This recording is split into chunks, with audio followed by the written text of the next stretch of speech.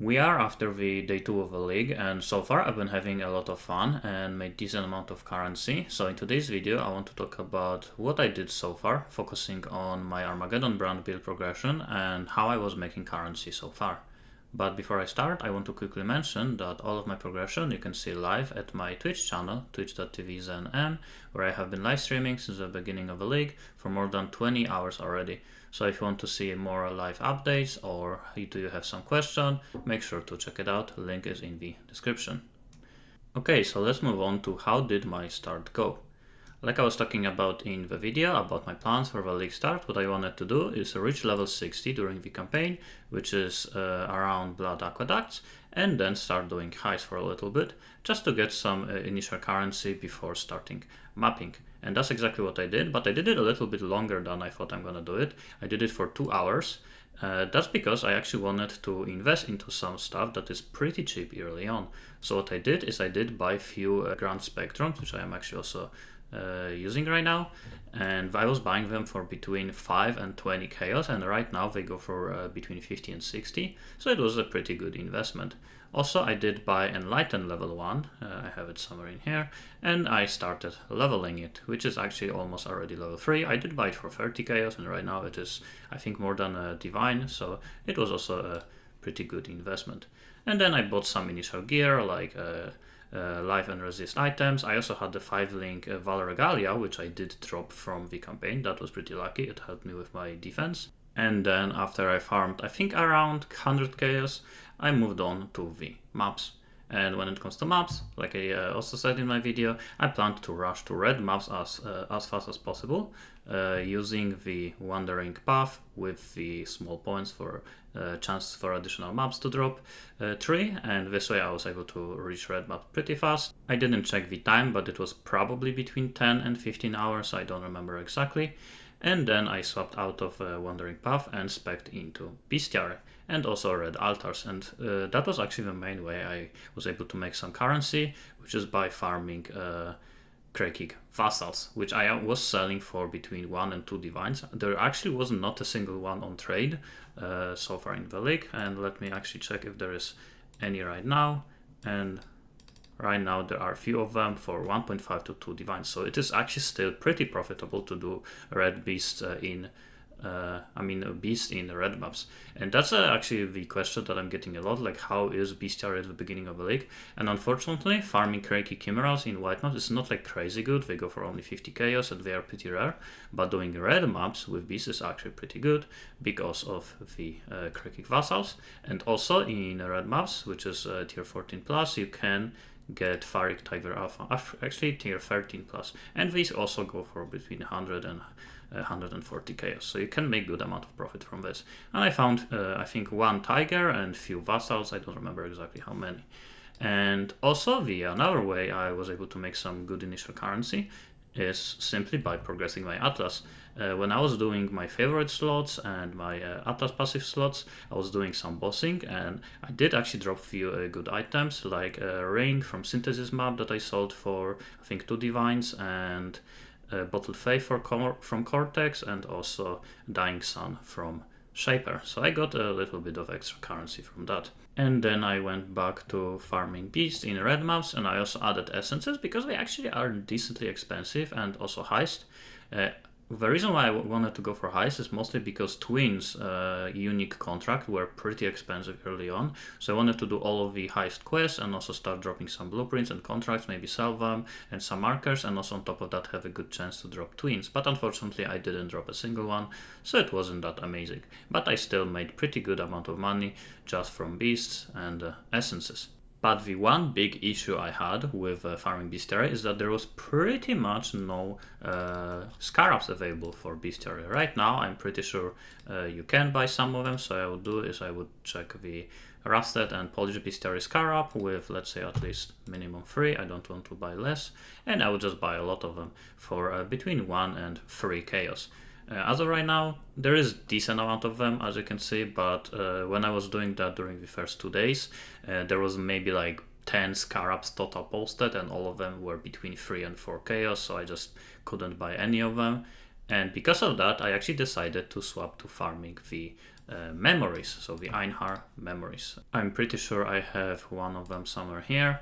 So these are the memories, and when you are doing this, you can get the memory specific piece, which you cannot get anywhere else. And these were a little bit more available, but they are also more expensive. I had to buy them for between 100 and 140 chaos, which is pretty expensive, but also you get a lot of expensive beasts. In fact, I can show you right now.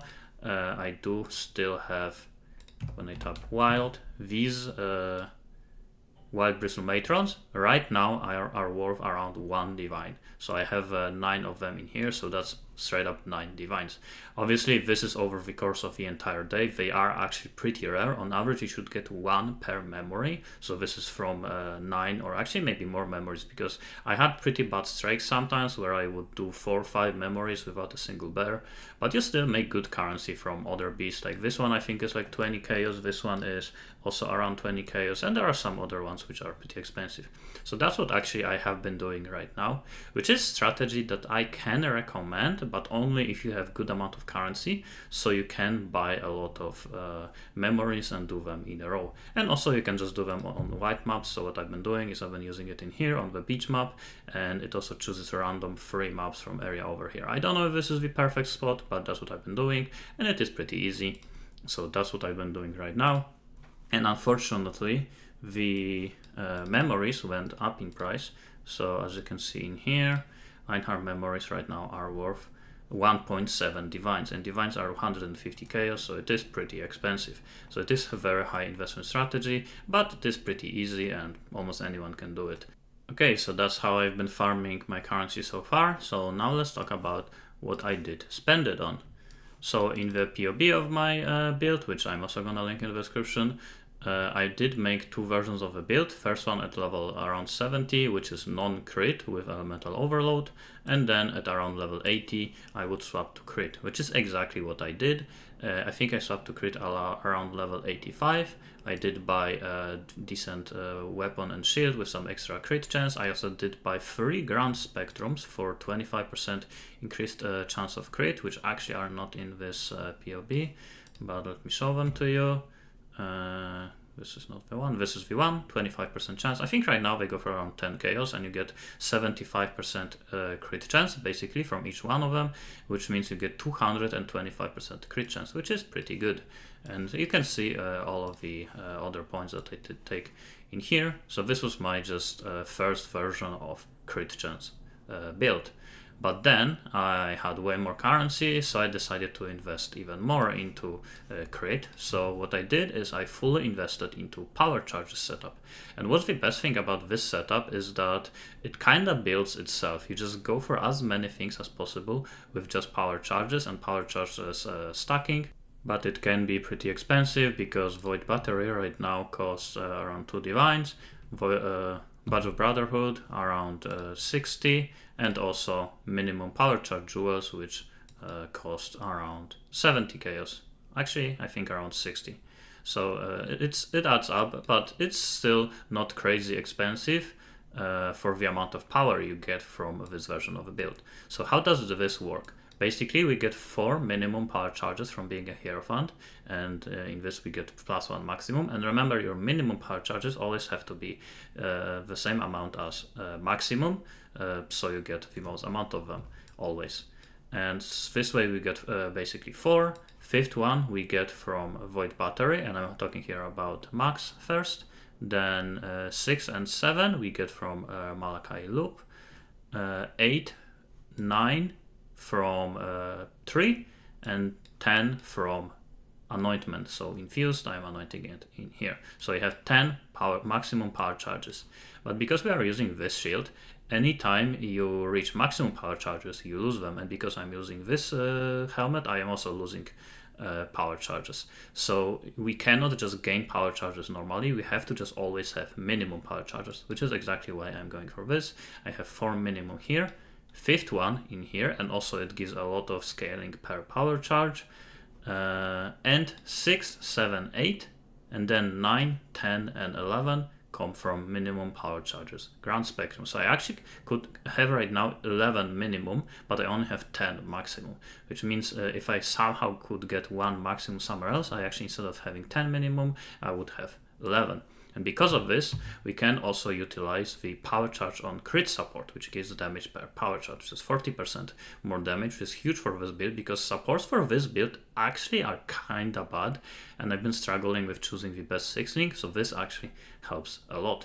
On top of that, Void Battery gives 25% spell damage per power charge.